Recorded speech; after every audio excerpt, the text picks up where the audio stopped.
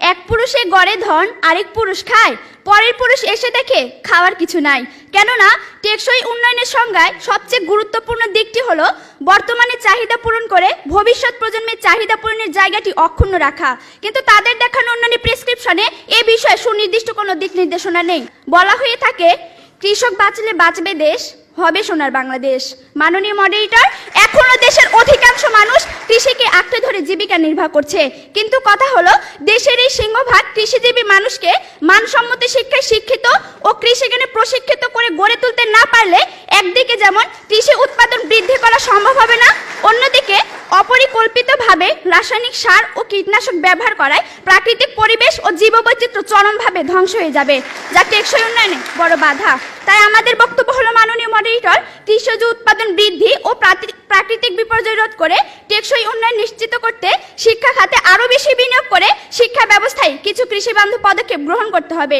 আর সেই পদক্ষেপগুলো হলো: 1. কৃষি গবেষণায় বরাদ্দ বাড়াতে হবে। 2. কৃষি শিক্ষার প্রসারে আরও বেশি কৃষি বিশ্ববিদ্যালয় স্থাপন করতে হবে। এবং 3. কৃষকদেরকে প্রশিক্ষণের আওতায় এনে প্রশিক্ষিত জনশক্তি হিসাবে গড়ে তুলতে হবে। আর তার জন্য শিক্ষাক্ষেত্রে অধিক বিনিয়োগের কোনো বিকল্প নেই। লক্ষ্য করুন প্রতিপক্ষ, সাম্প্রতিক সময়ে বিশ্ব ব্যাংকের এক জরিপে দেখা গেছে বাংলাদেশের মোট জনসংখ্যার 70% বয়স 32 বছরের নিচে, যাকে বলা হয় ডেমোগ্রাফিক ডিভিডেন্ড।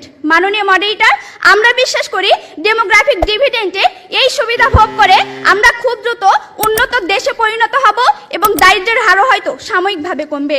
কিন্তু মাননীয় মডারেটর, আমাদের পরবর্তী প্রজন্ম যদি সেই অর্জন ধরে রাখতে না পারে, তাহলে সবকিছু অর্থহীন হয়ে পড়বে, যেমনটি হয়েছে নাইজেরিয়ায়। অথচ মাননীয় মডারেটর, আমরা যদি সিঙ্গাপুর কিংবা মালয়েশিয়ার কাছ থেকে শিক্ষা নিয়ে শিক্ষা খাতে অধিক বিনিয়োগ নিশ্চিত করতে পারি, তাহলে মানসম্মত শিক্ষা ও প্রশিক্ষণের মাধ্যমে দক্ষ জনসম্পদ তৈরি হবে এবং অর্জিত হবে টেকসই উন্নয়ন। প্রতিপক্ষ, আপনারা যদি উন্নয়ন ও টেকসই উন্নয়নের মধ্যে পার্থক্য না খুঁজে শুধু আর্থিক উন্নয়নের স্বপ্ন দেখেন, তাহলে তা হবে বোকার স্বর্গে বসবাস করার মতোই বোকামি। মাননীয় মডারেটর, এবার আমি দেখে যাব শিক্ষাক্ষেত্রে বিনিয়োগের সুফলটা কি। লক্ষ্য করুন প্রতিপক্ষ, শিক্ষা এমন একটি খাত যার কাজ হলো দক্ষ জনশক্তি গড়ে তুলে পুঁজির সঞ্চালন ঘটানো। এ প্রসঙ্গে নোবেল বিজয়ী অর্থনীতিবিদ আর্থার শুলজ বলেছেন, প্রাথমিক শিক্ষায় বিনিয়োগ করা সম্পদের সুফল ফেরত আসে 35%, মাধ্যমিক শিক্ষায় 20% এবং উচ্চশিক্ষায় ফেরত আসে 11%। তাছাড়া বিভিন্ন ধরনের বিনিয়োগের মাধ্যমে দক্ষ জনসম্পদ গড়ে তোলা যায়, যাকে বলা হয় রিটার্ন অন ইনভেস্টমেন্ট। মাননীয় মডারেটর, আমাদের দেখানো শিক্ষাক্ষেত্রে বিনিয়োগ যখন বর্তমানের পাশাপাশি ভবিষ্যতের নিরাপত্তা নিশ্চিত করছে, তখন প্রতিপক্ষ কেবল বিতর্কের খাতিরে আমাদের বক্তব্যে বিরোধিতা করছেন। প্রতিপক্ষ, দয়া করে টেকসই উন্নয়নে এমন একটি খাত দেখিয়ে যাবেন যে খাতের উন্নয়নে মানসম্মত শিক্ষার প্রয়োজন নেই। আর আপনারা যদি তেমন একটি খাত দেখে যেতে ব্যর্থ হন, আপনাদেরকে অবশ্যই স্বীকার করে নিতে হবে শিক্ষাক্ষেত্রে বিনিয়োগই টেকসই উন্নয়ন নিশ্চিত করতে পারে। মাননীয় মডারেটর, মানসম্মত শিক্ষার জন্য চাই মানসম্মত শিক্ষক, কিন্তু শিক্ষা খাতে পর্যাপ্ত বিনিয়োগ না থাকায় আমরা তা পাচ্ছি না। কেননা শিক্ষকদের বেতন কম হওয়ায় তুলনামূলক মেধাবীরা এই মহান পেশা বেছে নিচ্ছে না। শিক্ষকদের বেতন শুধু কমই নয় মাননীয় মডারেটর, রাষ্ট্রীয়ভাবে তাদের সাথে অবিচার করা হচ্ছে।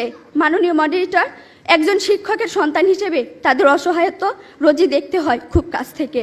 মাননীয় মডারেটর, গত ঈদে আমি যখন একটি ভালো পোশাকের জন্য কান্নাকাটি করছিলাম, তখন বাবা আমার হাতে কাগজ কলম ধরিয়ে দিলেন, আমার দিকে ছুড়ে দিলেন একটি গাণিতিক প্রশ্ন: একজন দিনমজুরের দৈনিক আয় 300 টাকা হলে মাসে তিনি কত টাকা আয় করেন?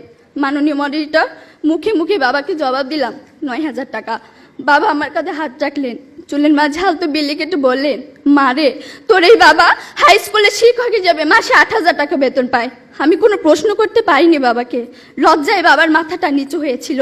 পৌরত্বের দ্বার প্রান্তে দাঁড়ানো বাবার বয়সী চোখ হতে খসে পড়ে জল।